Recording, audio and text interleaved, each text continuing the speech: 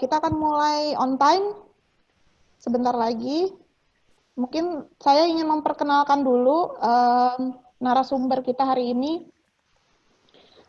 Kita beruntung sekali mendapatkan 3 narasumber dari 3 sekolah SPK yang telah menjalani proses akreditasi di tahun 2019 yang kita kenal dengan batch pertama dengan hasil baik dan sangat baik.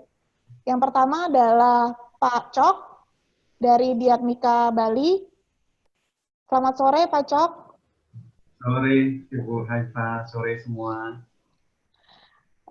Narasumber kita yang kedua adalah Ibu Dewi dari SD Global Jaya, Tangerang. Selamat sore Ibu Dewi. Selamat sore Ibu Haifa, selamat sore semuanya. Dan ini mungkin yang paling jauh, Pak Billy dari Manado Independent School. Selamat sore Pak. Selamat sore Ibu Haifa. Selamat sore rekan-rekan SPK. Sore Pak. Oke, sesi ini akan kita berlangsung santai saja, hanya diskusi yang akan dipandu oleh saya. Saya akan buka langsung saja, karena ini sudah jam 3. Badan Akreditasi Nasional telah mengumumkan jadwal untuk pelaksanaan yang kita kenal batch kedua dari sekolah SPK yang akan diakreditasi di tahun ini. Nah, tentu saja banyak sekali persiapan-persiapan yang harus dilakukan oleh sekolah-sekolah yang akan mendapatkan jatahnya di tahun ini. Dengan instrumen yang baru tentu saja ada beberapa hal yang harus diperhatikan oleh teman-teman. Bagaimana caranya menyikapi butir-butir yang ada. Karena meskipun dilihat dari jumlah terlihat sedikit, tapi kalau dilihat lagi dari petunjuk teknisnya, itu banyak sekali komponen-komponen yang memang harus dipenuhi untuk bisa memenuhi satu butir saja. Di sesi ini, saya tidak akan membahas butir satu persatu, karena Bapak dan Ibu akan mendapatkan sesi sosialisasi langsung dari Badan Akreditasi Nasional. Sesi ini akan lebih merupakan suatu sharing session dari teman-teman dari 3 SPK yang telah menjalaninya tahun lalu dan mungkin bisa jadi bahan pembelajaran dari Bapak dan Ibu untuk dapat disikapi di tahun ini, di mana memang sekolah Bapak dan Ibu yang mendapatkan kesempatannya di tahun ini. Nah, seperti Bapak Ibu mungkin sudah pelajari butir-butirnya, memang terdapat ada persyaratan mutlak di mana memang semua harus dijawab ada atau iya. Jika tidak, maka Bapak dan Ibu tidak akan mendapatkan kesempatan untuk divisit. Mungkin harus Bapak perhatikan, Bapak Ibu perhatikan, dan ada memang syarat dari sisi kualifikasi maupun proses pembelajaran.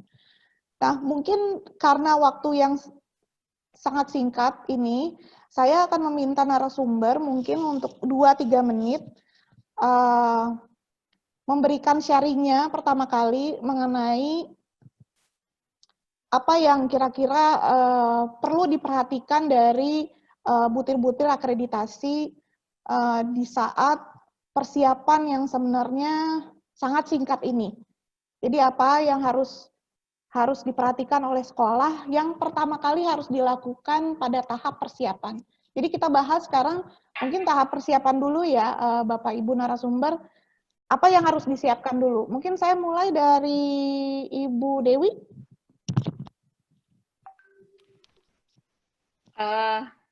Baik, Ibu Haifah, terima kasih kesempatannya.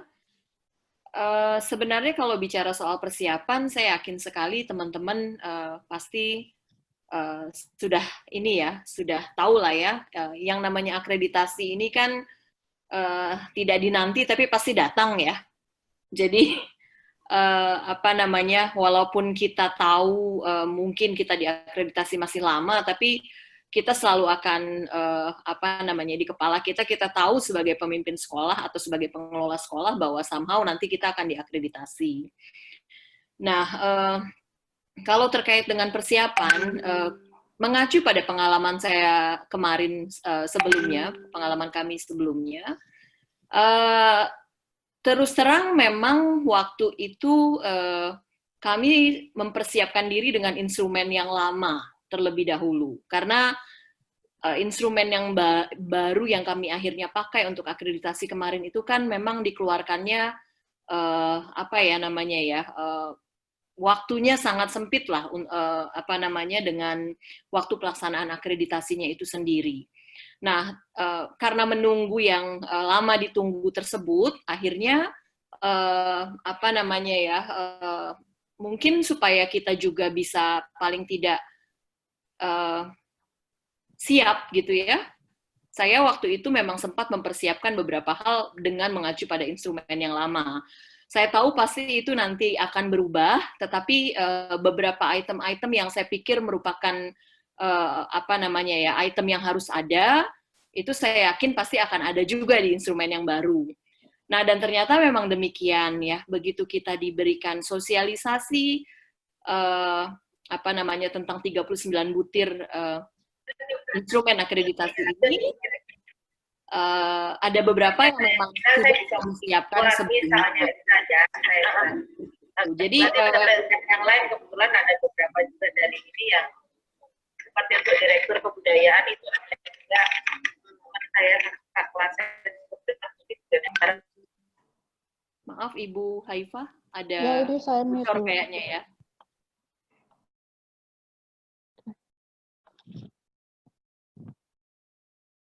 Oke.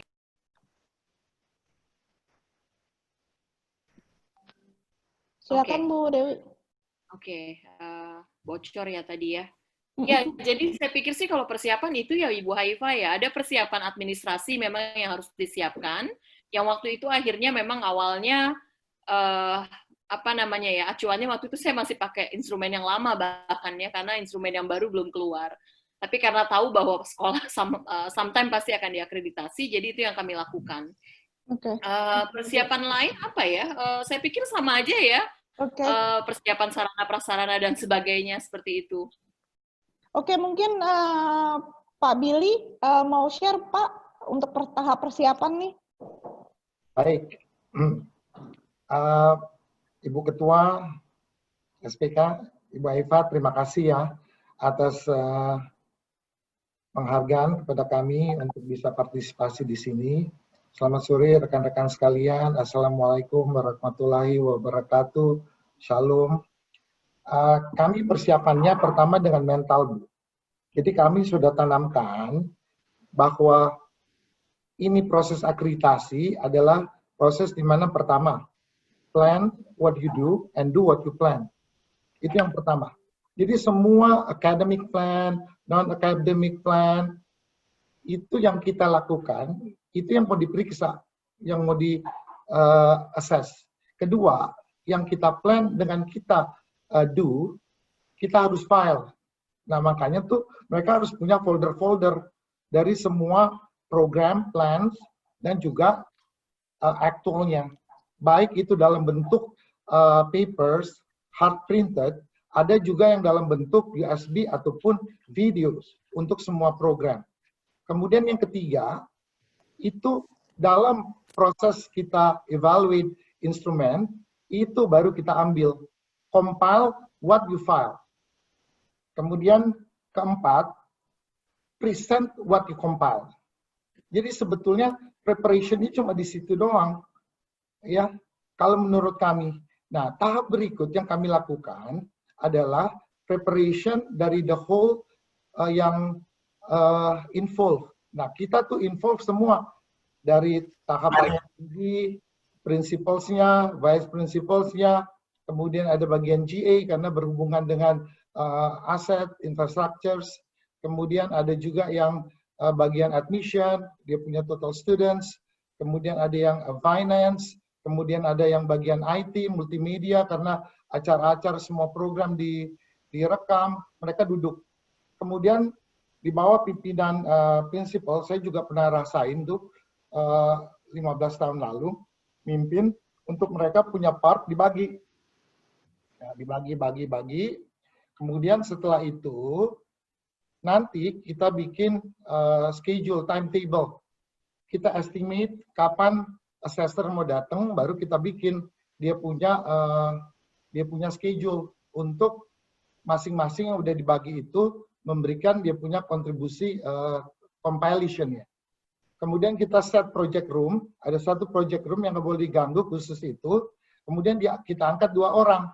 Yang pertama principal atau VPs yang menjadi quote unquote compiler.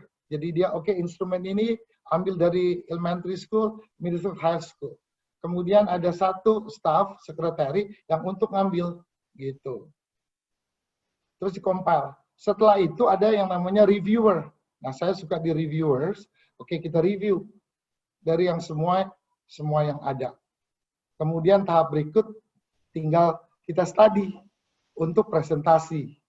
Nah, yang tidak boleh kita lupakan juga, sebagus-bagusnya kita punya yang di-compile, kemudian kita present, tapi yang paling penting adalah bagaimana personal approach.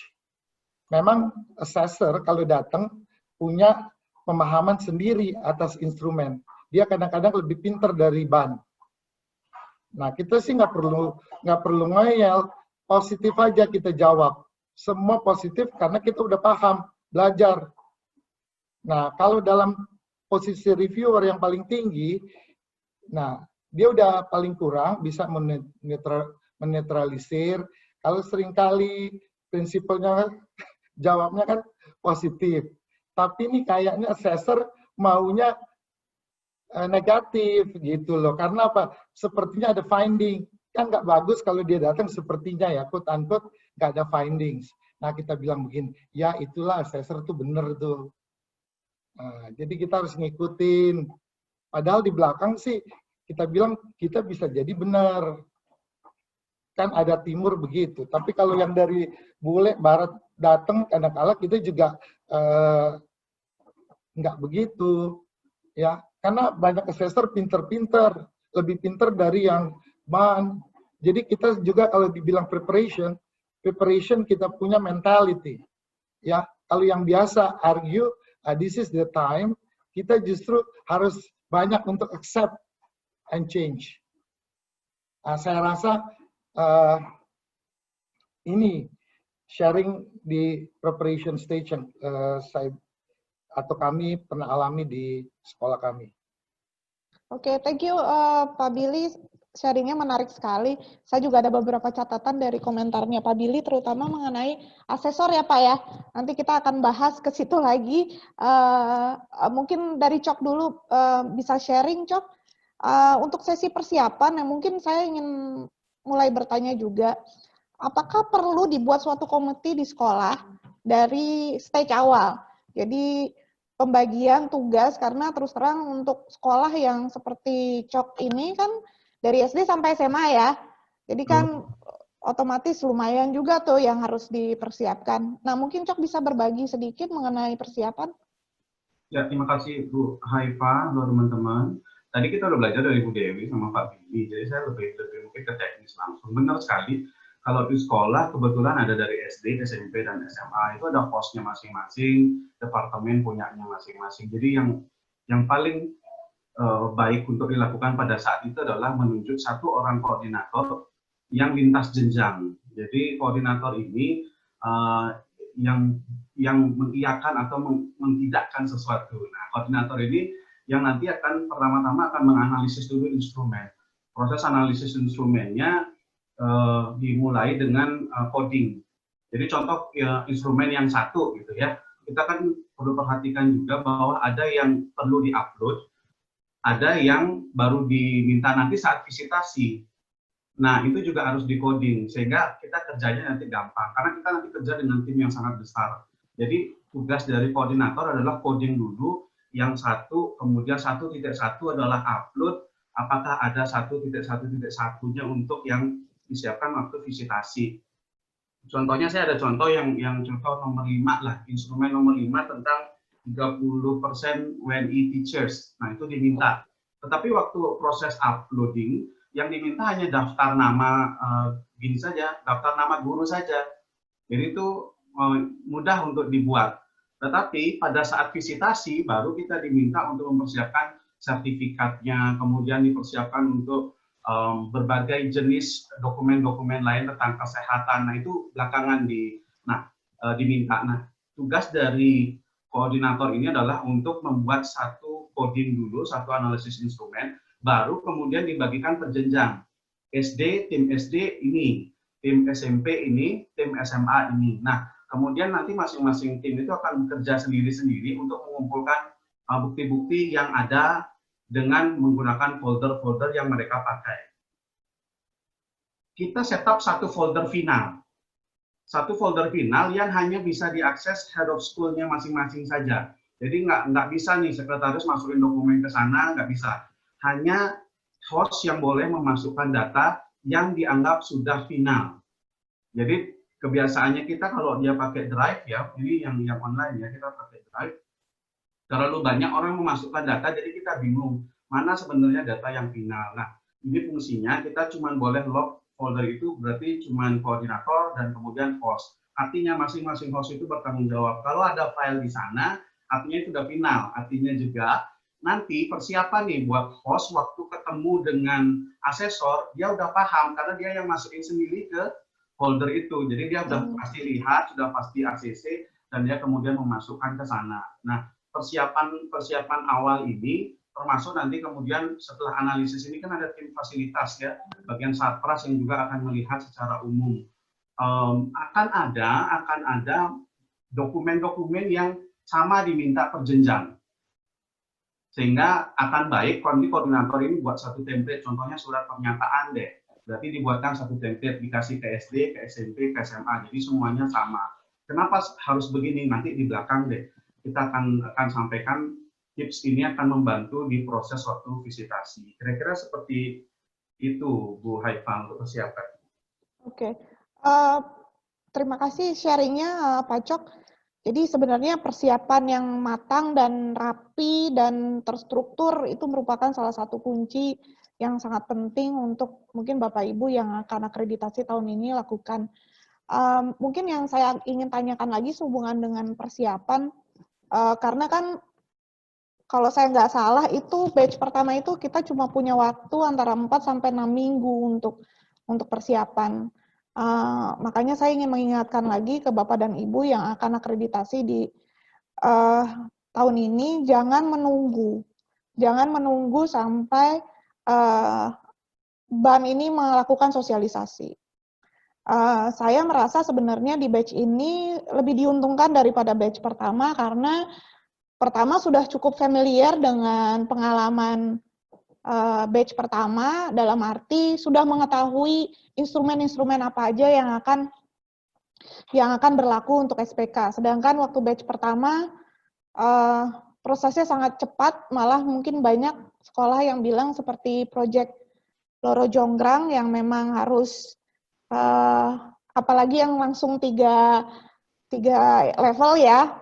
Dan mungkin ada juga yang multiple campus, mungkin akan lebih kewalahan lagi. Jadi Bapak Ibu jangan tunggu sampai dipanggil, jangan tunggu sampai sosialisasi, segera lakukan persiapan semaksimal mungkin, menunjuk istilahnya pelaksana tugas, baik itu untuk lintas level maupun per level, karena biar bagaimanapun meskipun terjadi beberapa overlapping dalam persyaratan, terutama mengenai dokumen yayasan, visi misi dan sehubungan dengan persyaratan mutlak, ada baiknya memang dipisahkan antara level dan persiapannya juga harus disiapkan dari sekarang.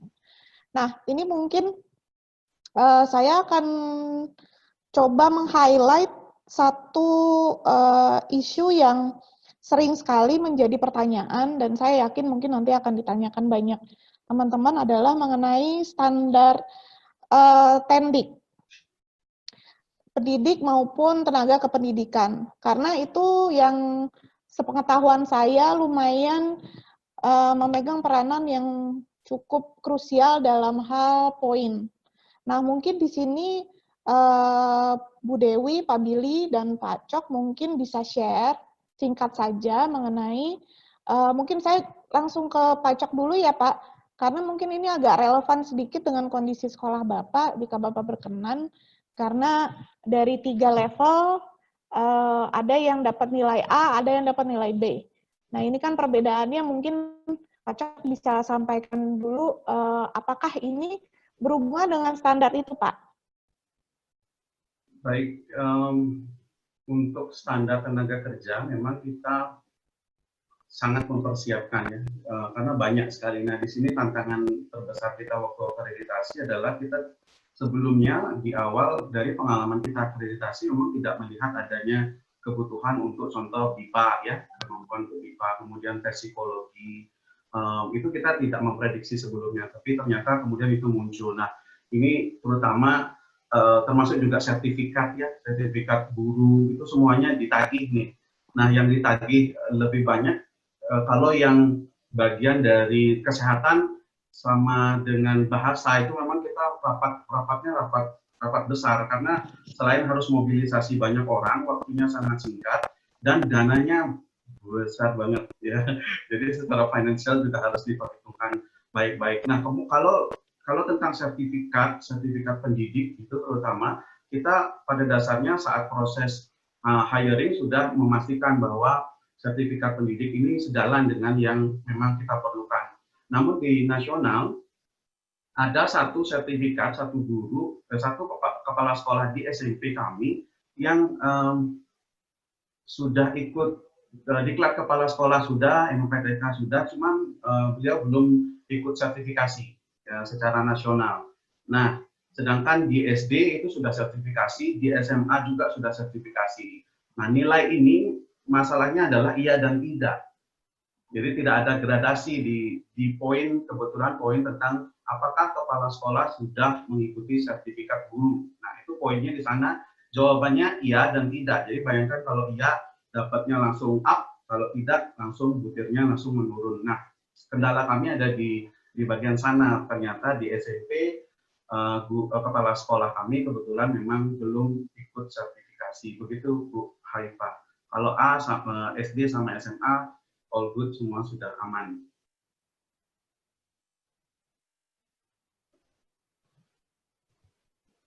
Masih mute Bu Haifah? Bu Haifah mute.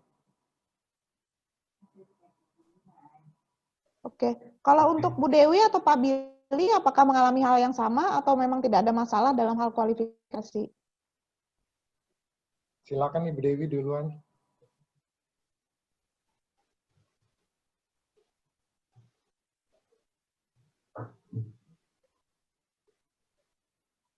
Nggak kedengeran.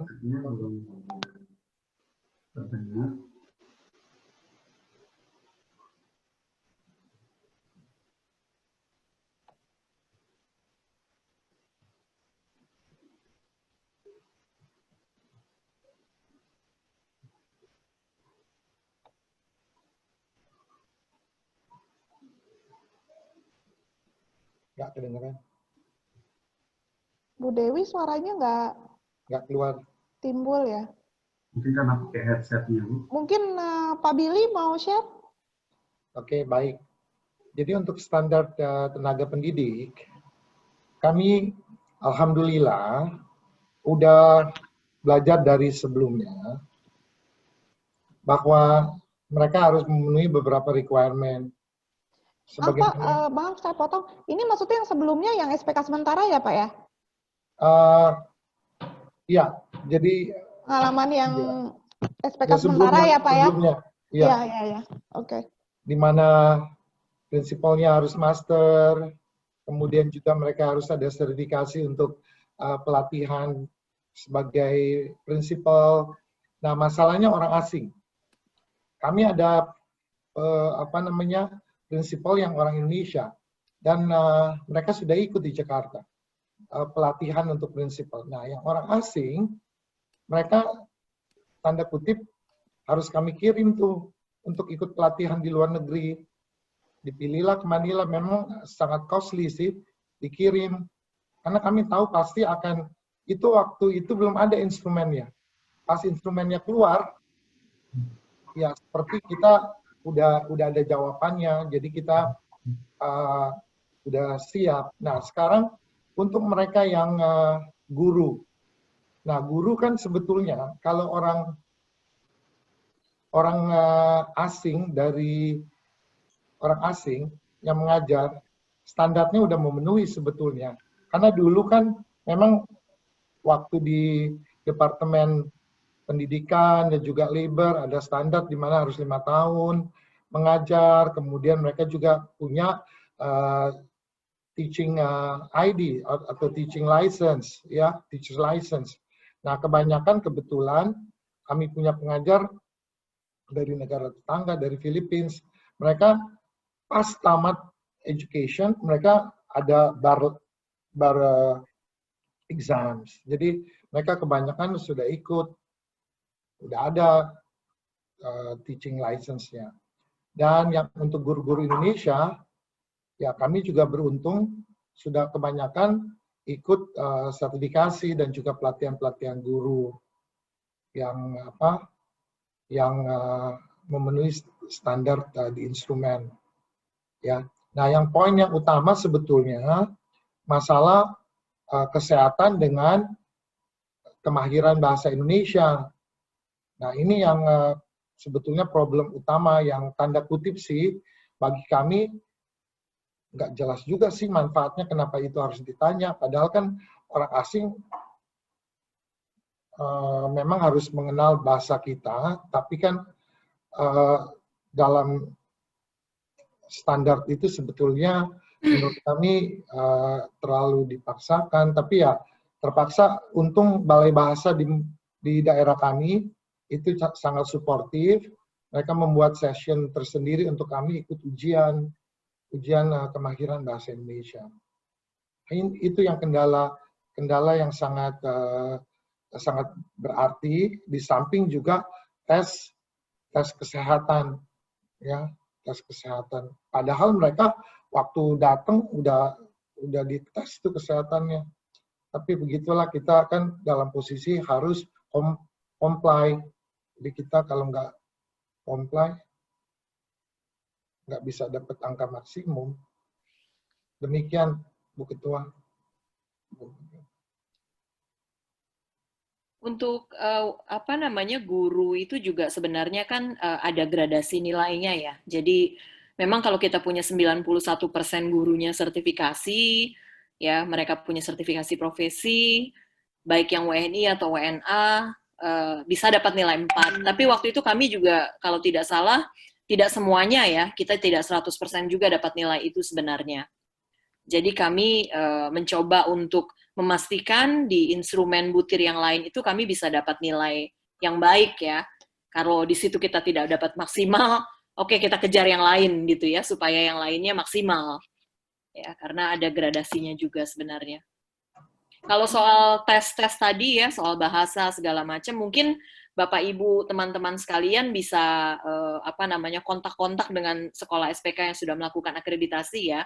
Karena prakteknya itu memang berbeda-beda antara satu SPK dengan SPK lain. Ada SPK yang mengirim gurunya memang ke tes BIPA yang sebenarnya ya yang dilakukan oleh Balai Bahasa. Balai Bahasa ya, institusinya pemerintah ya. Dan itu memang cukup costly sebenarnya ya.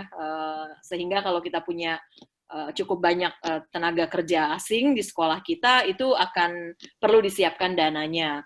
Tapi waktu itu sekolah kami dan beberapa sekolah SPK yang lain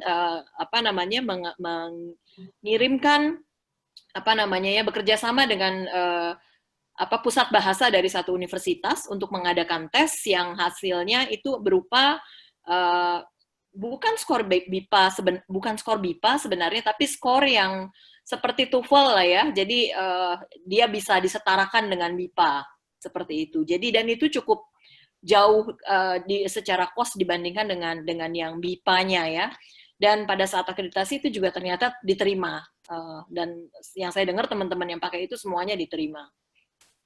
Itu sih kalau boleh share dari kami ya. Intinya kita kalau memang nggak bisa ngapa-ngapain yang di situ ya, kejar yang lain.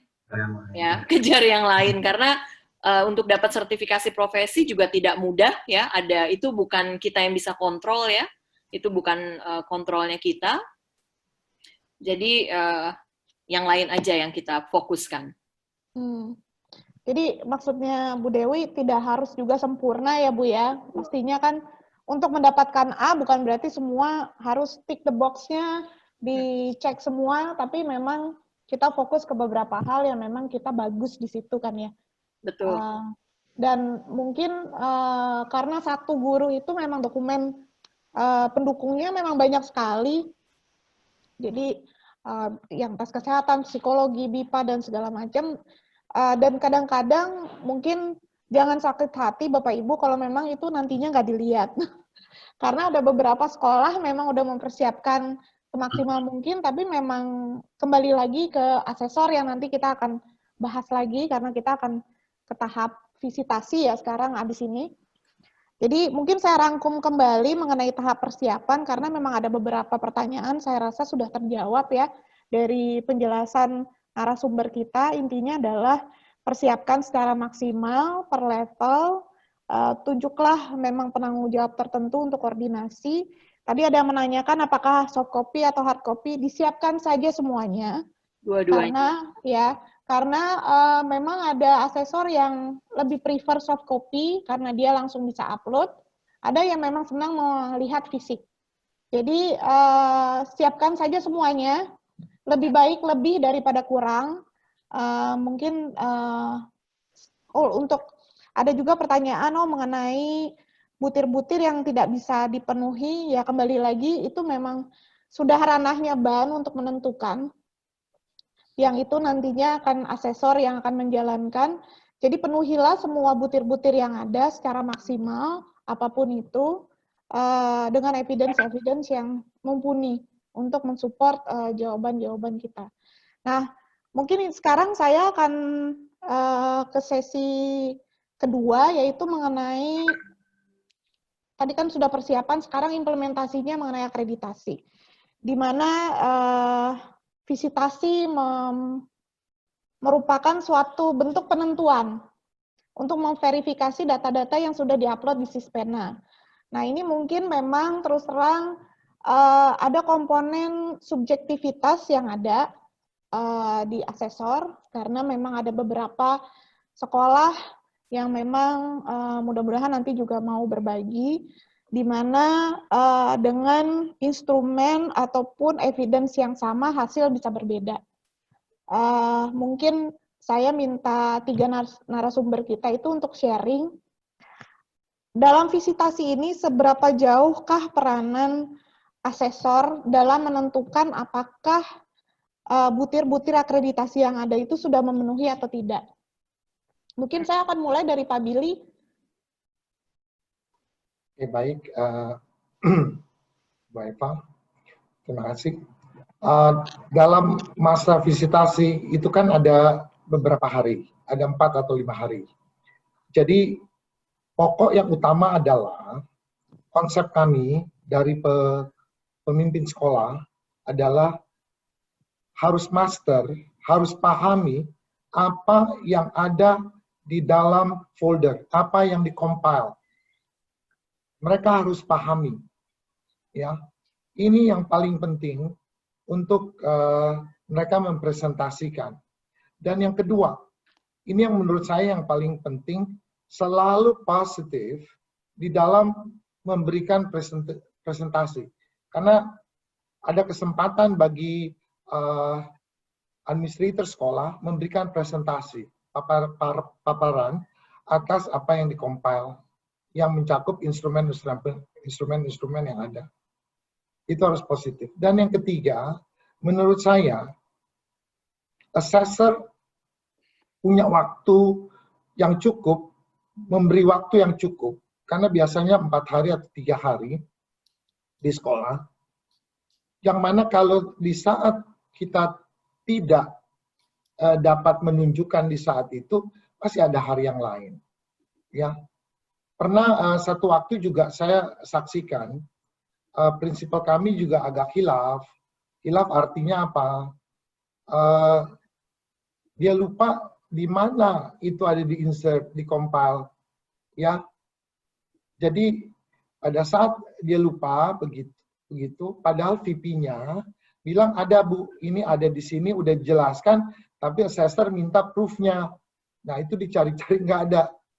Karena apa? Keselip. Nah dikasih waktu sampai besok lah nanti ditunjukkan. Ya atau setelah itu kita minta, Bu, kebetulan yang datang assessornya wanita, diberikan waktu. Tapi yang utama dari kita selalu positive thinking. Seperti yang saya beritahu tadi, pemahaman assessors atas semua instrumen seringkali melebihi apa yang tanda kutip penjelasan atau juklaknya dari BAN. Yang kami pahami bisa jadi nggak sama dengan yang assessor pahami. Ya, jadi perlu juga di sekolah ada seseorang yang memposisikan diri untuk tanda kutip jadi PBB lah, penengah. Ya, supaya nggak habis waktu cuma masalah. Contoh, kami pernah satu guru backgroundnya kan harus backgroundnya nggak boleh cross section. Contoh ya, dia bilang kalau udah ngajar di SD nggak bisa ngajar di SMP, padahal majornya inline, itu nggak ada masalah. Contoh, guru PPKN atau civics ya di SD, karena loadnya kurang, dia ngajar juga di SMP.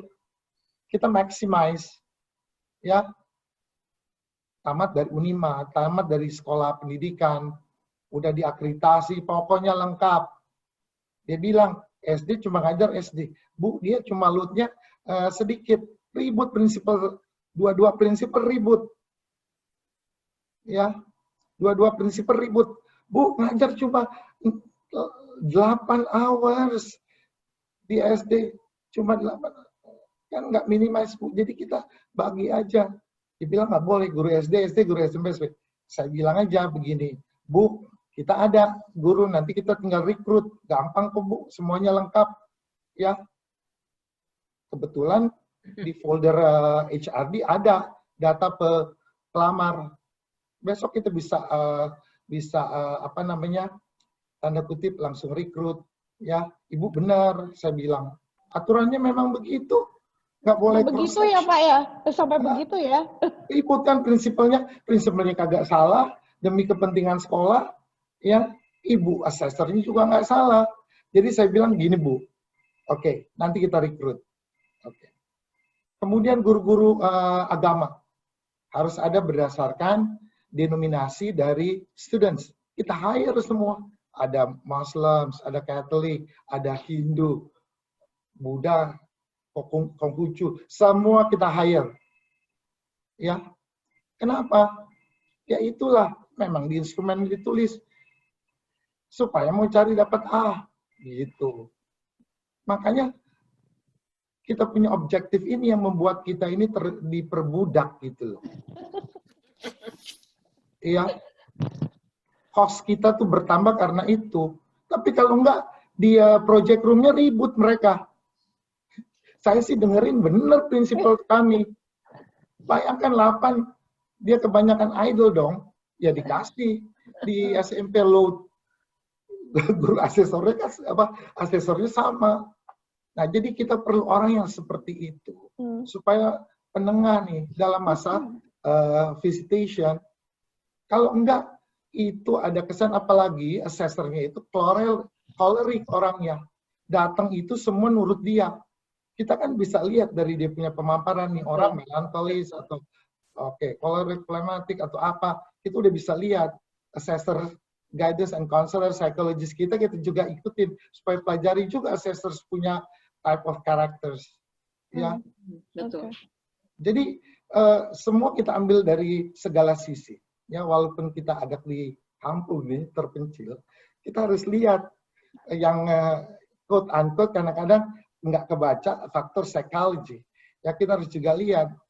Ya, tapi yang namanya, mohon maaf ya, prinsipal kan, emak-emak dengan emak-emak nih. Aduh, ribut. Oke. Dua-duanya benar. Menarik ya pengalamannya ya Pak Billy ya. Terima kasih atas ini honesty-nya Pak Billy. terbuka sekali dengan pengalamannya. Mungkin dari Cok atau Bu Dewi mau tambahkan waktu visitasi gimana, terutama mengenai asesor ya mungkin bisa. Silakan. Ya, apa namanya? Ya kalau saya bisa deskripsikan hari saat kami di visitasi itu, jadi kan ada 4 hari ya, karena kami diakreditasi SD, SMP, SMA sekaligus. 4 hari dari tanggal 25 November sampai 28 November waktu itu. Dan itu dari jam 7.30 sampai jam 4 sore ya. Nah, dalam pelaksanaannya asesor ini akan datang melakukan temu awal ya, seperti biasa kita memperkenalkan sekolah kita, ada presentasi singkat ya, kemudian kita kenalkan pimpinan-pimpinan yang ada di sekolah kita itu siapa saja ya dan apa role mereka. Kemudian setelah itu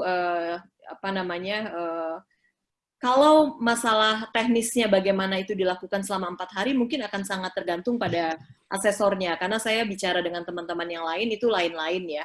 Dalam konteks kami, mereka membaginya tuh hari Senin ya, hari pertama mereka akan melihat SD. Pertama yang dilihat adalah 15 syarat mutlak dulu ya. 15 syarat mutlak yang sudah kita upload waktu sebelum proses visitasi itu akan dicek. Jadi begitu datang, perkenalan selesai, mereka akan cek itu dulu. Jadi harus dipastikan 15 syarat mutlak itu ada evidence-nya. Ya. Dia cek semua dari SD, SMP, SMA.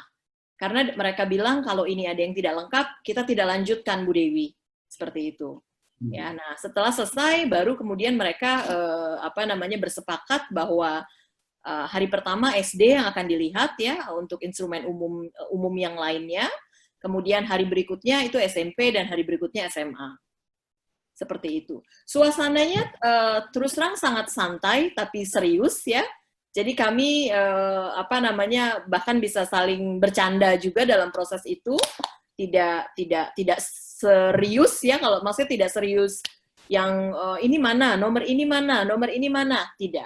Karena waktu itu yang kami lakukan, kami sudah tata semua dokumen yang memang diperlukan dan kita beri nomor sesuai dengan instrumennya.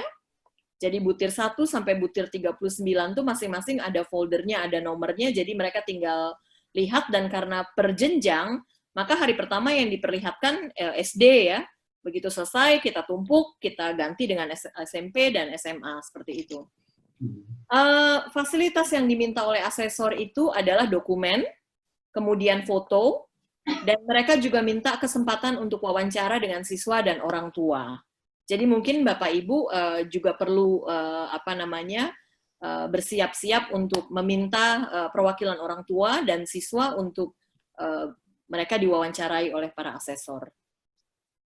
Oke. Itu sih ya, kalau soal personal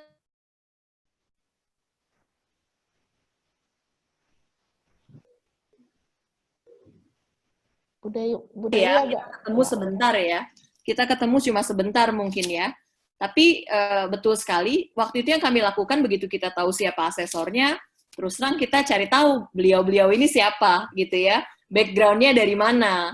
Oh, kita tahu yang satu dosen. Oh, yang satu bekerja di mana. Nah, dari situ kita paling tidak kita sudah punya sedikit pengetahuan tentang asesor tersebut yang tentu berguna ya pada saat kita berbincang-bincang dengan mereka supaya nggak terlalu serius ya, dan it works really well. Ketika kita tahu dia kerja di mana, kita bisa bangun hubungan dengan baik. Itu sih Bu Haifa. Oke. Thank you Bu Dewi. Pak Cok mungkin bisa sharing mengenai visitasi, dan mungkin ini ada beberapa pertanyaan yang istilahnya berkenaan dengan bagaimana perlakuan kita ke asesor. Terus ada juga yang menanyakan mengenai gratifikasi. Nah, mungkin Pak Cok bisa berbagi. Ya, menarik memang. Karena di awal-awal kita udah berpikir nih, kita kasih apa ya? Hotel di mana yang paling keren ya, gitu ya, dari jemputan atau gimana.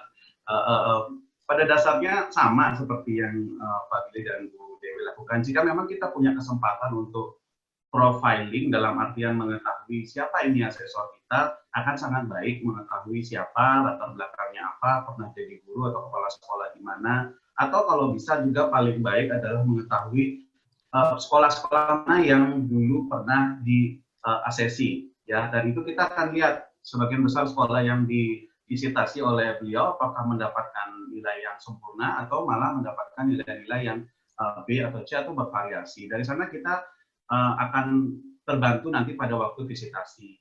Di visitasi awal, kalau mungkin agak berbeda dengan Bu Dewi, kita ketemu ada proses penyambutan secara sederhana. Jadi semua komunitas sekolah itu hadir, yayasan, orang tua, perwakilannya hadir, OSIS, semuanya datang dalam satu ruangan. Nah, kemudian kita pembukaan sebentar saja, kemudian semuanya pergi. Yang tersisa adalah tim yang ada di dalam. Setiap level, setiap jenjang ada 2 tim, termasuk koordinator 1. Nah, kebetulan saya koordinatornya pada waktu itu. Saya presentasi. Saya coba nih masuk, tipsnya di presentasi adalah presentasi itu secara tidak langsung menjawab semua butir dari 1 sampai 39 dalam bentuk presentasi. Jadi kalau dibilang kalau kita sampaikan contohnya tentang warga negara asing berapa jumlahnya, warga negara Indonesia berapa, di situ muncul semua database kita. Bagaimana kemampuan anak-anak di tingkat ujian nasional muncul, di Cambridge dia muncul.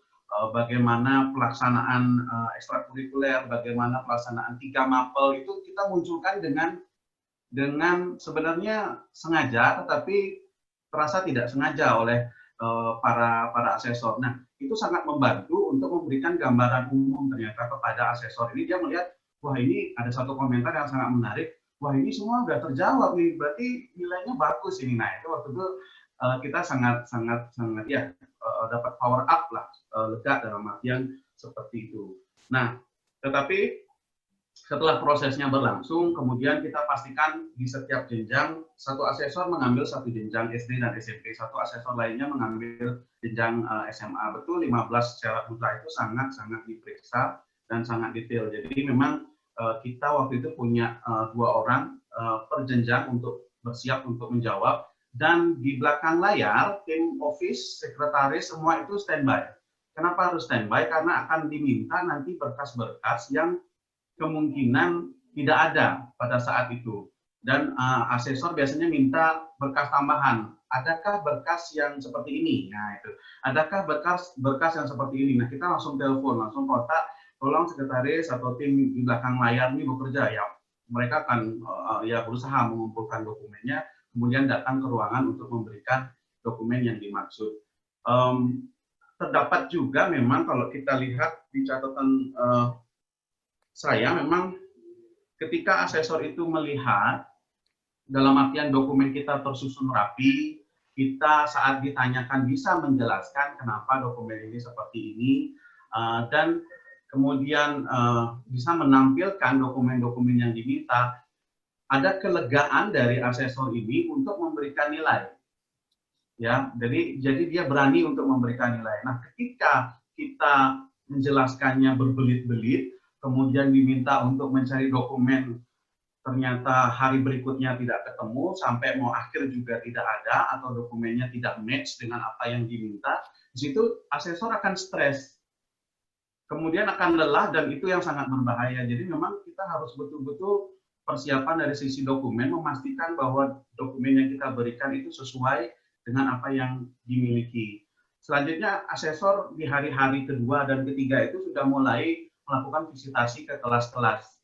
Visitasi ke kelas dalam artian melihat bagaimana kelas berlangsung dan melakukan wawancara langsung dengan guru-guru, termasuk yayasan, karena ada hal-hal rahasia, semacam dokumen penting, dokumen rahasia yang memang tidak bisa dilihat oleh tim kita di head of school dan di tim akreditasi. Kita sudah sampaikan di awal. Nah, ini contoh dokumen kesehatan itu rahasia, hanya 1 atau 2 orang yang boleh lihat. Jadi kalau Bapak ingin lihat, silakan nanti berhubungan dengan di bagian ini. Nah, itu bisa kita lakukan demikian.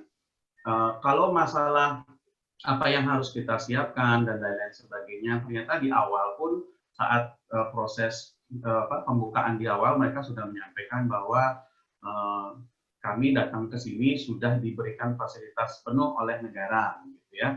Jadi sebenarnya mereka tidak meminta apapun. Cuman kita sebagai tuan rumah yang baik, kita tetap memberikannya semacam makanan kecil, kemudian makan siang, hal-hal yang semacam itu. Bahkan salah satu asesor kami datang dari kabupaten yang cukup jauh, ya, beliau juga menginap di sini dan memang tidak berkenan untuk kita carikan villa dengan kolam renang. Jadi memang betul-betul saya sangat-sangat menghargai sih pada waktu itu asesornya sangat komit dengan ini dengan komitmen mereka. Jadi seperti itu sih kira-kira Bu. Jadi nggak perlu khawatir, asesor kita sebagian besar sudah tahu bahwa mereka juga diawasi dalam berbagai hal. Jadi mereka sangat berhati-hati sekali, termasuk juga dengan memberikan penilaian. Nah, mungkin berbeda dengan beberapa asesor di tempat lain, tetapi kebetulan yang berkunjung di tempat saya itu adalah ketua asesor yang ada di seluruh Bali, jadi beliau yang mengetuai.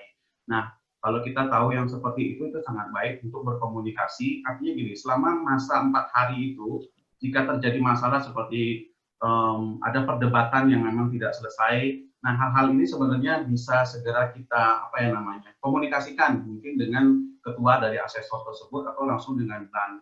Jadi kalau memang mandat sekali ya, nah itu salah satu cara terakhir yang mungkin bisa kita lakukan sehingga perdebatan tidak berlangsung. Kira-kira begitu Bu. Tambahan aja Bu terkait gratifikasi ya, ini pengalaman kami juga ya waktu akreditasi TK kemarin. Itu asesornya ketika di akhir kami berikan cenderamata, sebenarnya cendeраmatanya adalah barang-barang souvenir sekolah memang ya, tidak ada apa-apa, itu asesornya bilang, Ibu Dewi, ini sudah dipastikan tidak akan ada di dalam sini yang akan mengharuskan saya mengembalikan. Dia sampai bilang gitu. Jadi, diperjelas ya bahwa mereka sama sekali tidak menerima gratifikasi. Ya. Oke, thank you sharingnya. Ya mungkin saya mau tegaskan kembali, ini masanya sekarang itu berbeda sekali dengan zaman dulu ya Bapak Ibu ya. Mungkin di saat memang gratifikasi menjadi sesuatu yang lumrah untuk akreditasi. Asesor dari SPK ini merupakan asesor khusus.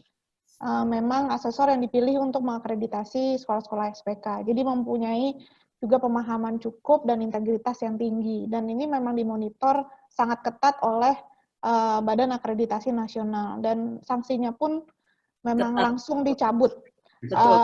Ini jadi tidak main-main. Jadi Bapak Ibu tidak perlu berlebihan, sambut seperti menyambut tamu. Jadi kita kalau sekolah kita kedatangan tamu, kita perlakukan dengan sopan, dengan hormat, dengan hospitality yang seumumnya saja, tidak harus berlebihan. Saya rasa itu tidak akan ada berpengaruhnya kepada nilai, karena pada akhirnya adalah persiapan Bapak sendiri atau Ibu yang akan menentukan nilai Bapak Ibu itu berapa. Nah, jadi mungkin saya tarik benang merahnya adalah memang subjektivitas itu memegang peranan, tapi kembali lagi evidence itu sesuatu yang krusial yang untuk dipresent ke asesor. Make sure, saya setuju sekali ke Pak Billy, Pak Cok, dan Bu Dewi, kita harus siap. Kita harus tahu apa yang kita present. Jangan kita seperti kebingungan, seperti tidak tahu, seperti tidak menguasai butir-butir apa saja yang ada di akreditasi, terutama untuk hal-hal yang memang sudah diupload di Sispena, itu tentu saja harus di-present suatu evidence yang mungkin memang sesuai dengan apa yang kita nyatakan. Mungkin satu hal lagi, mungkin saya mau tanya pertamanya mungkin ke Bu Dewi dulu, Bu, mengenai akreditasi internasional nih Bu Dewi. Nah ini kan memang banyak sekali yang bertanya mengenai sebenarnya akreditasi internasional itu apa sih? Karena cukup membantu ya, karena bisa men-skip beberapa butir yang lumayan. Mungkin Bu Dewi bisa berbagi sedikit mengenai akreditasi internasional itu, apakah Ibu memakai, sekolah Ibu memakai, bagaimana pengertian yang dipahami, dan mungkin ada hal-hal yang bisa menjadi perhatian dari teman-teman SPK. Ya, jadi waktu itu sekolah kami memang memberikan evidence sebagai bukti sekolah kami diakreditasi ini dengan sertifikat akreditasi dari WAS ya, dari Western Association of School and Colleges. Sementara kurikulumnya kita kerjasamanya dengan IB ya. Jadi dan itu diterima sehingga kami tidak perlu menjawab pertanyaan nomor 16 sampai 20. Nah, namun demikian sebenarnya Bapak Ibu juga jangan khawatir ya, karena pertanyaan 16 sampai 20 ini mungkin yang agak sedikit merepotkan hanya di pertanyaan nomor 16 ya, di mana di situ Bapak Ibu akan ditanyakan soal evaluasi akhir ya, apakah sekolah Bapak Ibu melakukan evaluasi akhir yang dikoordinasikan oleh LPA ya. Jadi, tapi saya yakin kan semua juga pasti melakukan ini ya, ada evaluasi, ada kayak Cambridge mungkin ada Cambridge test ya di akhir setiap jenjang pendidikan ya. Kemudian nah itu tentu ada dokumen-dokumen, ada evidence ya, dokumen ujian misalnya yang harus dipresentasikan kepada para asesor ya. Kemudian itu juga akan mempengaruhi Bapak Ibu akan diminta juga kalau tidak salah untuk membuktikan bahwa Bapak Ibu melakukan penjaminan mutu internal. Ya, jadi kalau tidak diakreditasi internasional, maka Bapak Ibu harus membuktikan bahwa sekolah Bapak Ibu itu melakukan penjaminan mutu internal ya yang dilakukan secara periodik. Ini mungkin tentunya berbeda-beda ya, tapi yang kebayang sama saya sebenarnya kalau kayak sekolah kami, sekolah IB itu kan juga memang ada penjaminan mutu internalnya ya, ada yang namanya evaluation visit ya yang dilakukan secara periodik juga. Dan itu kita kategorikan sebagai penjaminan mutu internal. Nah, untuk butir-butir selanjutnya ini sebenarnya menurut saya tidak perlu dikhawatirkan ya, karena justru itu sebenarnya merupakan kekuatan SPK, dan kami waktu itu mikir, aduh yang ini padahal kita pasti bisa dapat 4 gitu ya nilainya. Karena butir selanjutnya itu adalah berbicara tentang sarana dan prasarana, yang pasti tentu setiap sekolah SPK bisa dapat nilai maksimal ya harusnya di situ. Jadi nomor 18, nomor 19 itu tentang sarana prasarana. Dan ya, jadi itu sih sebenarnya. Walaupun memang kalau kita sudah punya akreditasi internasional, nilai dari nomor 16 sampai 20 itu akan langsung diberikan nilai maksimal. Jadi masing-masing item instrumennya diberi nilai 4 sama asesor. Jadi Bapak Ibu bisa save nilai di situlah ya kalau sudah diakreditasi internasional. Tapi kan memang proses diakreditasi internasional ini tidak mudah ya. Dan banyak itu another proses juga. So I think Bapak Ibu bisa diskusi apakah memang ingin ke sana untuk save 5 pertanyaan ini atau tetap melakukan 5 instrumen tersebut. Yang saya pikir itu juga memang kita semua harusnya melakukan sih. Jadi nggak perlu khawatir sebenarnya untuk yang itu. Oke. Terima kasih Bu Dewi. Dari Pak Billy atau Pak Cok ada yang mau share mengenai akreditasi internasional? Baik. Saya punya pengalaman dengan ACSI. Jadi sangat membantu. Protokolnya juga sangat jelas. Kemudian seperti saya katakan tadi sebelum kita on air, ada stage di mana mereka tuh membantu, membimbing preliminary review, ya itu sangat membantu. Tapi paling kurang bisa mendidik kami untuk lebih aware dalam menyiapkan kebutuhan untuk di accreditation. Makanya saya katakan tadi, plan what you do and do what you plan. Kemudian habis itu jangan pernah lupa kita punya plan dengan actual activities kita, harus bikin documentations, harus ada file yang baik. Nanti tinggal comot aja. Waktu mau presentation untuk akreditasi, comot aja untuk di-compile. Jadi semua mulai dari course outline, lesson plan, academic, kemudian juga dia punya students data, kemudian finance, report, kan semua tuh kita ajarin semua harus punya file yang bagus. Karena itu kunci satu itu ya. Cuma file kok.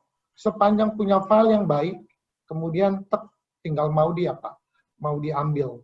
Kemudian Evidence ya Pak? namun yang parahnya ini, yang kemarin ini ada instrumen tambahan seperti yaitu kesehatan lah, keterampilan bahasa lah, kemahiran bahasa orang asing. Nah ini kan unexpected instrumen sebetulnya. Ya, dan ya costly. Balai bahasa di tempat kami, bayangkan Bu, nggak ada tuh di Unima, di IKIP punya ini. 1.100.000 satu orang. 60 orang, 62 orang. Ya, 62 juta lebih. Pusing budget Pak ya? Iya, pusing. Kemudian kesehatannya diambil lagi. Kalau nggak salah sih hampir yang 400-800, kalau nggak salah tuh. Aduh, kesian banget bagian keuangannya. Ya. Oke. Benar. Jadi memang harus ada budget tambahan berarti Pak ya? Betul. Tergantung size sekolahnya. Kan kalau makin banyak teachers-nya, khususnya yang foreign teachers, ya harus makin tinggi gitu. Nah, masalahnya kan ya itu. Tapi saya salut. Integrasi assessornya luar biasa. Sekolah kami kan ada bakery. Ya layani biasalah. Ya. Malah Ibu Ketua kami ini pernah kunjungi sekolah kami. Nggak dilayani kayak gitu, kita layani lebih hebat Bu ya. Kue-kuenya dikasih itu aja. Terus ada lebih nih, dikasih itu terus sudah disiapin, nggak mau dibawa. Udah dibawa, kue enak-enak banget tuh sama prinsipalnya wanita. Dikembaliin dari mobil. Saya salut, itu luar biasa. Dimakan sendiri berarti Pak ya? Administratornya bagi-bagi, tapi luar biasa tuh. Ini kali local assessors yang punya integritas yang luar biasa. Tapi kalau saya nggak salah, mereka juga harus tanda tangan loh katanya. Itu apa, integrity agreement? Iya, itu luar biasa tuh. Banyak kan cuma kue doang, nggak mau diterima. Ini luar biasa nih assessors. Itu yang bisa kita sharing. Thank you Pak. Pak Cok mengalami akreditasi internasional nggak sekolahnya atau enggak? Jadi yang kita karena dari Cambridge, kebetulan kita sudah selesai dengan proses visitasi. Ini ada juga yang tanya, apakah Cambridge?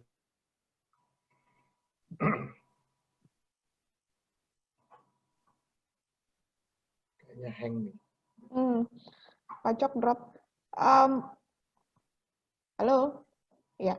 Mungkin untuk akreditasi internasional, mungkin yang bisa saya tambahkan adalah memang pada waktu itu jawabannya memang kurang begitu jelas kalau saya lihat. Jadi kita pada waktu itu memutuskan untuk kita kerjakan semuanya. Ya, kita kerjakan semuanya. Kita tidak mau mengambil resiko ini iya atau tidak. Kita kerjakan dulu semuanya. Karena pada dasarnya itu hal-hal yang memang kita kuat. Sebenarnya yang SPK yang ini sebagian besar ada kuat fasilitas kan yang ditanyakan, apakah kita punya fasilitas dengan lengkap, kemudian apakah fasilitas itu dipakai, berarti kan ada bukti-bukti yang biasanya kita foto atau kegiatan anak-anak menggunakan ruang tersebut, kemudian ada juga permintaan tentang PD, ya professional development untuk semua guru, dan ini kita sudah lakukan memang, jadi tinggal mengumpulkan sertifikat-sertifikat yang memang sudah sudah pernah terjadi sebelumnya. Nah, yang bermasalah mungkin sekolah yang belum pernah atau jarang memperkaya gurunya dengan PD. Nah, di situ kita akan kesulitan untuk memberikan bukti-bukti ya kepada Bapak Ibu asesornya nanti. Jadi pada dasarnya nomor yang kita skip itu adalah nomor di mana kita kuat sebagai SPK.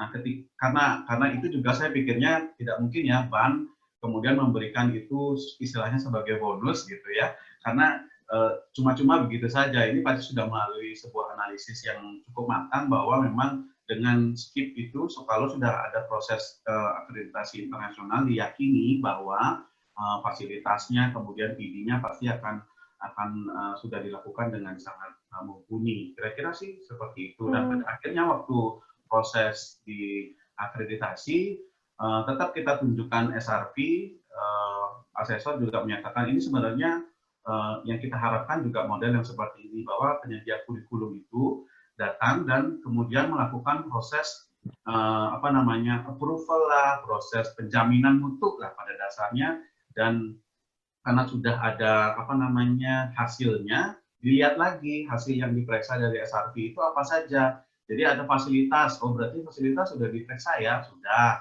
Kemudian apa lagi? Oh ada PD gurunya, ada periksa, dan ada sekian banyak lagi hasil SRP yang memang kita harus kumpulkan, hampir sama seperti apa yang kita lakukan di di akreditasi. Jadi mereka juga ini dalam hal menguatkan lagi keyakinan mereka dalam nanti memberikan nilai. Jadi dokumen SRP sudah ada, mereka cek lagi apa yang sudah kita jawab, mereka keliling lagi dari semua kampus dikelilingi, dilihat bagaimana pelaksanaannya. Nah, di situ memberikan nilai tambah. Jadi betul-betul yakin bahwa poin-poin dari nomor 16 sampai kurang lebih 21 ya kalau nggak salah itu sudah fix dan bisa dapat nilai sempurna.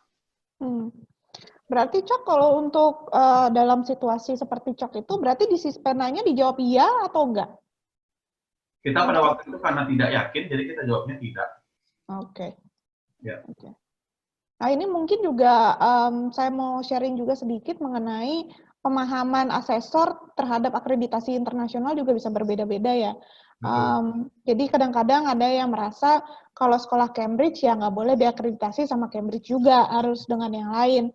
Ya. Tapi ada juga asesor yang merasa ya sudah memang karena Cambridge itu memang lembaga internasional, jadi mereka menganggapnya akreditasi internasional juga. Jadi saya setuju sama Cok tadi, dipersiapkan saja semua as if kita nggak punya. Ya. Tapi mungkin yang jadi mungkin pertanyaan saya adalah kalau seperti itu berarti kita jawabnya di Siswena itu apa? Karena ada satu sekolah juga yang sharing ke saya karena nggak yakin sama seperti Cok ya, menjawab tidak, tapi setelah divisit meskipun dia sudah mempersiapkan, nah asesornya bilang loh, kalian ini punya sebenarnya akreditasi internasional, tapi karena kalian menjawab Siswenanya tidak, jadinya harus dicek semua instrumennya. Jadi mungkin yang saya ingin tegaskan ke teman-teman adalah akreditasi ini menurut saya bukan ilmu pasti. Bukan juga sesuatu yang apabila dialami oleh sekolah lain, otomatis akan dialami juga oleh sekolah Bapak dan Ibu. Yang ingin saya tekankan adalah sesi ini hanya sesi berbagi, di mana mungkin ada beberapa pembelajaran yang bisa diambil oleh teman-teman di sini, yang mungkin bisa diterapkan. Kembali lagi tidak akan sama, jadi mohon jangan dijadikan referensi juga, misalnya, oh ya Bu Dewi waktu itu bilang, adalah kalau seperti ini berarti ini gitu. Karena ultimately yang akan mengambil keputusan terhadap nilai akreditasi adalah Badan Akreditasi Nasional. Nah ini perlu saya tekankan di sini adalah kembali lagi ini hanya sharing dari teman-teman dan saya terima kasih sekali kepada 3 narasumber kita sudah mau berbagi. Mungkin ada beberapa pertanyaan juga yang akan saya highlight. Ini kebetulan waktunya memang sudah lewat. Mudah-mudahan para narasumber masih mau bertahan untuk teman-teman di sini. Mungkin seputar 3 mata pelajaran wajib. Karena memang banyak sekali pembicaraan di tahap akreditasi tahap pertama tahun lalu, di mana muatan dari 3 mapel ini lumayan boleh saya lihat lumayan mengokupansi si asesor, di mana sekolah-sekolah banyak ditanya dan diverifikasi mengenai 3 mata pelajaran dan culture, terutama untuk siswa asing ya, bagaimana penerapan Indonesian Studies, 3 mata pelajaran wajib di sekolah SPK masing-masing. Nah mungkin dari Bu Dewi, Pak Billy, dan Pak Cok bisa share sedikit, singkat saja, mengenai pengalamannya di akreditasi bidang ini, di mata pelajaran, 3 mata pelajaran ini. Mungkin saya mulai dari Bu Dewi dulu. Terima kasih Bu Haifah. Jadi betul memang ada banyak waktu sebenarnya diberikan oleh para asesor ini untuk memeriksa bagaimana pelaksanaan pendidikan agama pendidikan bahasa Indonesia dan pendidikan PPKN di sekolah kita. Jadi mereka memang melihat semua ya, waktu asesor kami datang itu mereka melihat RPP, mereka melihat pembelajaran di kelas, mereka bertanya kepada siswa di dalam kelas ya. Walaupun memang tidak semua agama yang mereka datangi. Ya, jadi nanti harus disiapkan oleh Bapak Ibu juga dokumen-dokumen yang terkait dengan pembelajaran 3 mata pelajaran wajib tersebut. Yang waktu itu saya bahkan ini ya terkait dengan 3 mata pelajaran tersebut itu mereka bertanya hingga ke ke arah misalnya apakah gurunya ikut KKG atau MGMP waktu itu. Jadi karena 3 mata pelajaran wajib tersebut harus mengikuti kurikulum nasional, bagaimana pemahaman mereka tentang 3 mata pelajaran tersebut juga ditanya. Bagaimana mereka menelaah KD-nya ya sampai jadi misalnya tujuan pembelajaran itu ada ditanya juga. Nah, kebetulan waktu itu PSSI pernah mengadakan kegiatan KKG ya Ibu Haifa ya, sehingga waktu itu akhirnya karena awalnya kita tidak masukkan itu sebagai evidence, tapi rupanya itu ditanya dalam wawancara mereka dengan guru, sehingga akhirnya kami harus minta ke guru yang waktu itu ikut KKG dan MGMP itu untuk membawa buktinya ya. Jadi sampai sebegitu mereka ngecek pelaksanaan pembelajaran 3 mata pelajaran wajib tersebut.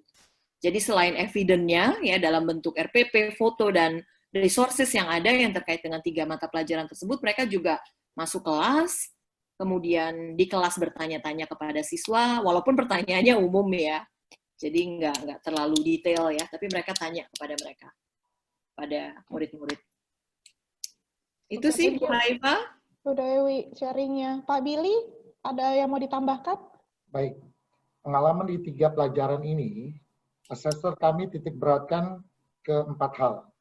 Yang pertama, selain course outline, kemudian silabusnya, mereka perhatikan non-class activities. Contoh, apa sih kegiatan kenegaraan yang dibuat? Nah, kita harus kasih proof. Oh, kita punya flag raising ceremony. Kemudian apa sih kegiatan non-teaching class di keagamaan? Oh, kita punya acara Idul Adha. Berbagi zakat, kurban, kunjungi panti asuhan. Kemudian yang lain-lain kegiatan sehubungan dengan bahasa Indonesia. Kita punya Indonesian Week, di mana kita buat berbagai cara untuk tanda kutip mensosialisasikan berbicara bahasa Indonesia yang baik, walaupun medium of instruction bahasa Inggris. Kedua, mereka memperhatikan ini yang unik. Apakah orang asing yang ada ikut kegiatan ini? Nah, kami sudah baca dari sebelumnya. Jadi contoh flag raising ceremony, kami libatkan kebetulan ada yang orang asing untuk jadi flag bearers. Apa itu yang baris-baris itu kelompok 8. Kemudian di bahasa Indonesia ada acaranya menyanyi orang asing rayuan Pulau Kelapa dalam bahasa Indonesia. Nah, jadi itu yang mereka menarik. Dan juga pergi kunjungi untuk zakat dan lain sebagainya ada orang asingnya kebetulan. Karena mereka bagian dari SA, Student Association Officers. Jadi mereka ikut. Jadi mereka lihat proof keterlibatan orang asing untuk ketiga ini. Kemudian yang ketiga, nah ini yang paling penting juga adalah kompetensi dari tenaga pengajarnya. Seperti yang saya katakan tadi, kayak agama harus dibagi sesuai dengan agama dari para students. Mereka cek kompetensinya dari papers dan sebagaimana yang tadi mereka meetings, Ibu Dewi dengan Pak Cok meetings dengan teachers-nya. Tapi yang paling penting, mereka lihat source of dari mana, apakah dari Departemen Agama kah, ataukah dari sekolah atau uni agama. mereka datang. Ya, kredibilitasnya mereka cek benar asesor kami ya. Dan yang keempat, ini yang penting, loads-nya itu, mereka udah tahu nih, ini loads-nya kan sedikit-sedikit, nggak boleh cross section, contoh SD dengan SMP. Cuma lucunya yang di agama diizinkan, tapi kalau untuk yang tata negara, civics, itu mereka bilang nggak boleh. SD, SMP. Tapi kalau agama diizinkan, saya juga heran tuh. Ya, jadi mungkin dilihat dari kompetensi yang nomor 3 kali. Ya, nah itu yang pengalaman kami sehubungan dengan 3 mata pelajaran wajib sesuai aturan pemerintah. Begitu Bu Aifa. Thank you Pak Billy. Pak Cok, ada yang mau ditambahkan mungkin? Kalau di saya ditambahkannya dari sisi alokasi jam belajar ya, pasti semuanya bertanya nih, alokasi jam belajarnya gimana, harus K13 semua, kelas 3 SD harus 8 atau 10 JP gitu ya. Nah, ternyata asesor kami juga menanyakan itu, menanyakan dalam artian bagaimana pembagian jam atau struktur kurikulum, apakah sudah sesuai dengan K13 termasuk dari jam alokasi belajar. Nah, di sini yang bisa kita lakukan adalah dengan membuktikan bahwa terkadang waktu yang dipunya, kalau kita 1 jam pembelajaran di setiap sekolah itu beda-beda ya. Ada yang 40 menit, ada yang 45 menit, sedangkan secara standar mungkin 35 menit. Nah, ditotalkan saja secara umum berapa sih secara total yang dimiliki, kemudian di pembelajaran kita secara face to face ada berapa yang kita miliki. Nah, kebetulan di sekolah kami memang mengusung bilingual, jadi pembelajaran bahasa Indonesia terutama itu cukup banyak mengambil jam pembelajaran di sekolah. Nah, ini sangat membantu kami, di mana asesor melihat, oh ini sudah cukup banyak, hampir mendekati ya. Jadi perhitungannya kalau yang dibutuhkan 100%, paling tidak di atas 70% lah mendekati itu. Kemudian ditunjang lagi seperti yang Pak Billy bilang, ternyata ditunjang dengan bagaimana fasilitas yang dimiliki, ya kan? Bagaimana fasilitas yang dimiliki di sekolah itu, apakah ada tempat untuk bersemayam contohnya, pura mungkin, atau masjid mungkin, atau tempat-tempat ibadah yang memang disediakan. Bagaimana pembelajaran agamanya dilakukan, itu juga dikunjungi oleh asesor, ditanyakan juga di interview lah ya guru-guru agama kita, termasuk dari sisi anak-anak juga di interview. Jadi dari sana ditambahkan lagi bukti-bukti kegiatan untuk Indonesia ya, kecintaan terhadap keindonesiaan. Nah, kebetulan juga kami punya setiap tahun memang ada kegiatan semacam kegiatan budaya yang dilakukan selama kurang lebih beberapa hari gitu ya. Ada yang menunjukkan pakaian, ada yang memasak, ada yang bermain tradisional. Jadi foto-foto dokumentasi yang kita punya beberapa tahun belakangan kita sudah kumpulkan di awal untuk kemudian dilihat. Nah, konsistensi ini bisa membantu asesor untuk memahami bahwa kita juga memiliki program-program kenasionalan yang memang tidak hanya di atas kertas, tapi memang sudah membudaya. Nah, kata membudaya ini sebenarnya yang dicari oleh asesor. Membudaya dalam artian apa? Anak-anaknya memang terlibat dalam hal itu. Orang tuanya juga ada di sana. Manajemen sekolah ada, sekolah pun dari sisi guru juga terlibat. Nah, ini yang disebut kemudian sebagai membudaya, dan pasti akan ditanyakan, ini berapa kali sudah pernah dilakukan? Oh, setiap tahun lalu kita seperti ini. Nah, kalau kita memiliki program-program yang seperti itu akan sangat baik untuk ditunjukkan dalam artian sebagai pendukung jika memang jumlah jam dari pembelajaran kita memang belum sempurna mengikuti K13. Memang cukup banyak argumentasi yang kita sampaikan pada saat itu. Kita sampai hitung-hitungan ini Bu, jadwal Cambridge sekian banyak jamnya, kemudian ditambahkan dengan ini bagaimana kita akan mengolah. Kita minta saran juga sama beliau, dan kalau memang itu masuk akal, beliau juga dari asesor menganggap ini sesuatu yang mungkin nanti bisa kami buat sebagai catatan untuk dibicarakan nanti ke BAN, sehingga menjadi masukan bahwa sekolah-sekolah model SPK ini dengan menanggung 2 kurikulum besar tersebut memang harus ada penyesuaian dari sisi jumlah jam pembelajaran, dan kita sangat angkat topi dengan asesor pada waktu itu yang memang mau melihat alternatif lain, dan juga mau diberikan masukan ya untuk 3 mapel terutama. Begitu kira-kira Bu Laifa. Oke, terima kasih Pak Cok. Ini kebetulan waktunya memang sudah lewat, jadi mungkin saya entertain satu pertanyaan lagi yang terakhir. Ada beberapa pertanyaan mengenai instrumen, mungkin tadi tidak bergabung dari awal, jadi kita tidak menjelaskan butir-butir. Tadi ada yang menanya syarat mutlaknya apa. Boleh dicek untuk isian akreditasi SPK tahun 2019. Sesuai informasi yang kami terima, tidak ada perubahan terhadap butir-butir instrumennya. Jadi sama instrumennya dengan instrumen akreditasi yang dipakai oleh sekolah SPK di tahun 2019. Yang mungkin bisa saya update di sini adalah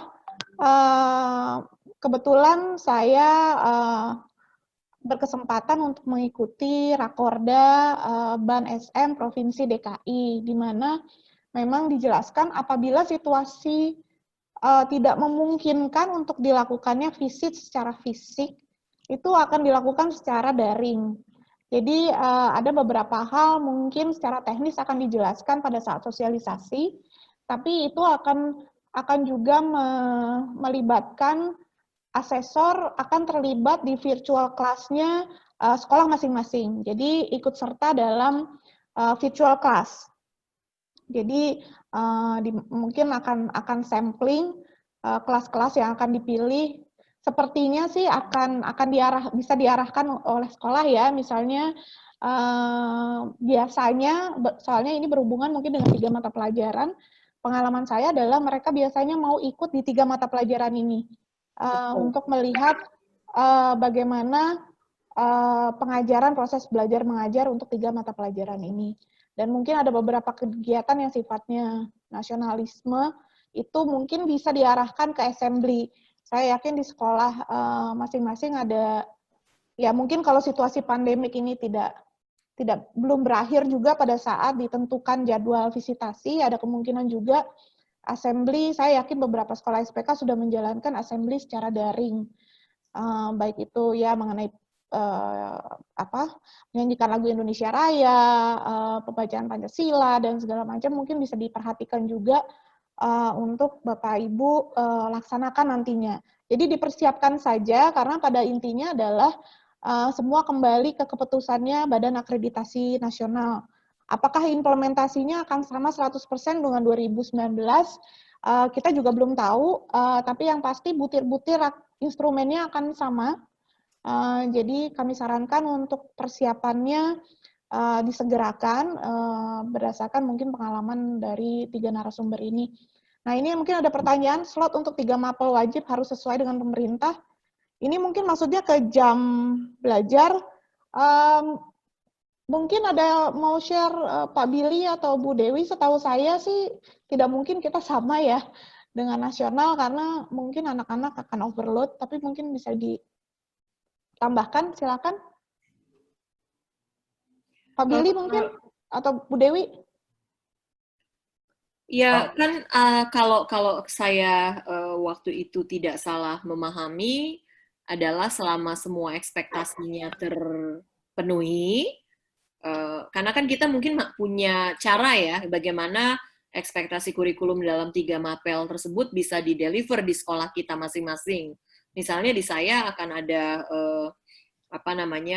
pelajaran-pelajaran tertentu yang walaupun mungkin jamnya tidak sebanyak jam di sekolah nasional, tetapi semua KD-KD-nya itu tercover ya.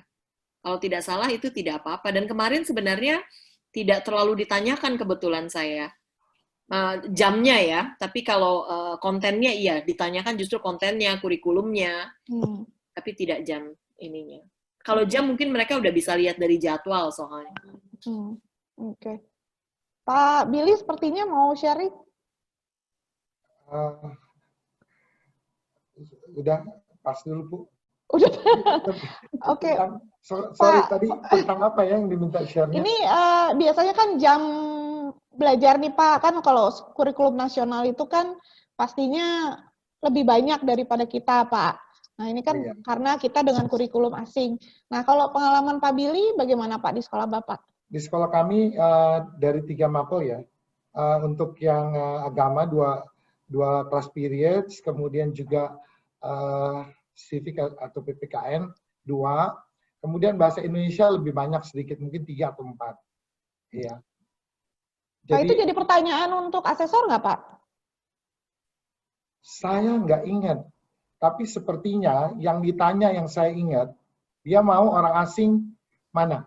Masuk kelas, kemudian saya terkejut, saya dengar, saya nggak ngikut, disuruh hafalin Pancasila, nyanyi lagu nasional, kemudian juga ya lagu-lagu nasional. Tapi untungnya kita udah suruh hafal semua, jadi semua disuruh hafal. Udah diantisipasi lah, udah diantisipasi. Jadi yang dapat katanya seorang di middle school disuruh Pancasila, kemudian di middle school ada yang disuruh di SD ada yang disuruh nyanyi salah satu lagu nasional. Ya, semua bisa lakukan. Oke. Jadi Hebat ya harus murid-muridnya siap-siap. Bapak. Kenapa? Hebat sekali murid-muridnya Bapak. Bukan. WNA aja sampai tahu ya, Pak ya? Kenapa? Pancasila. WNA aja, ya.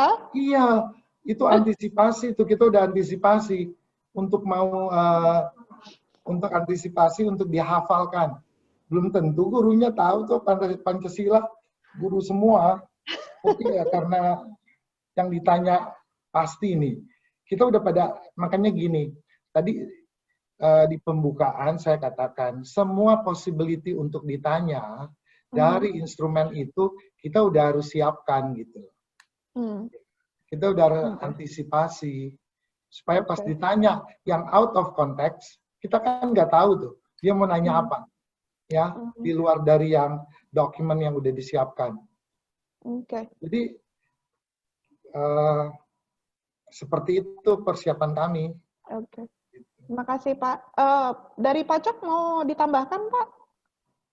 Ya seperti yang tadi ya, mungkin kalau mengikuti secara keseluruhan itu akan sangat sulit mungkin untuk SPK. Jadi ya paling tidak 50% dari tagihan secara nasional kita usahakan lah ya untuk mengikuti, kemudian ditambah lagi dengan kegiatan-kegiatan lain yang memang tidak mesti ada di kelas, yang bisa kita buktikan bahwa ini adalah bagian-bagian penguatan dari bahasa Indonesia, bagian-bagian penguatan dari PPKN dan juga agama.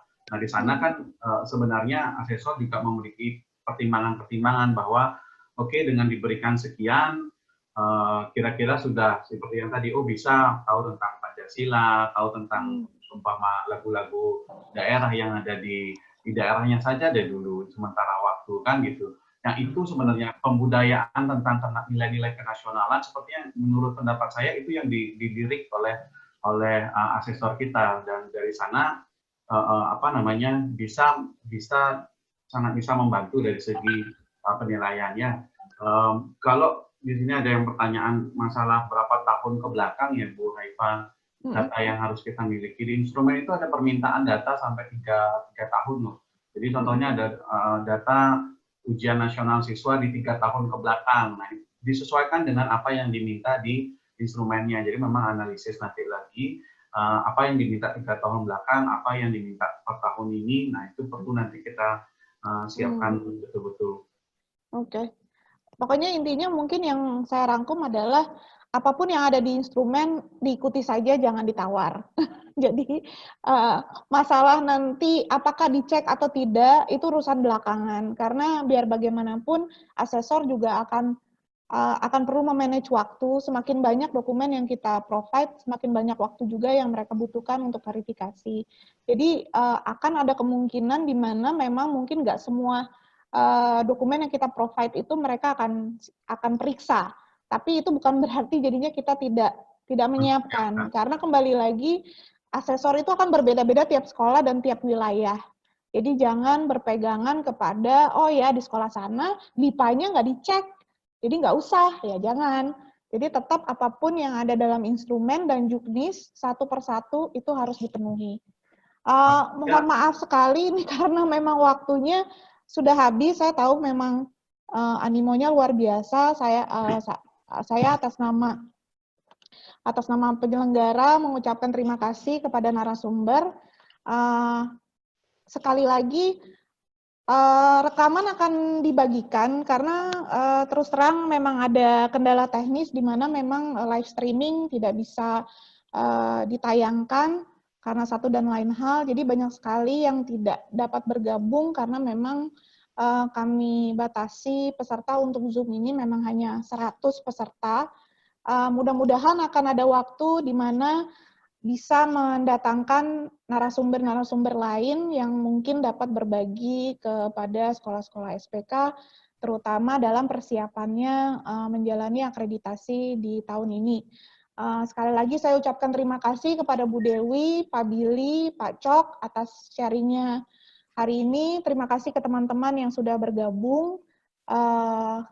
Saya ingin sharing juga untuk formulir umpan balik yang di-share oleh Pak Dewa nanti, mohon untuk diisi. Dan mungkin feedback-nya bisa menjadi suatu pembelajaran juga untuk kita. Saya atas nama penyelenggara AS Consulting mengucapkan terima kasih atas feedback yang disampaikan. Video webinar ini akan di-share. Silahkan untuk di-share juga ke teman-teman yang kebetulan tidak bisa bergabung hari ini. Mudah-mudahan ini bisa bermanfaat. Informasi lebih lanjut mengenai akreditasi juga bisa disampaikan melalui detail kontak yang saya share ini, baik melalui WhatsApp, melalui email, melalui website, ataupun alamat.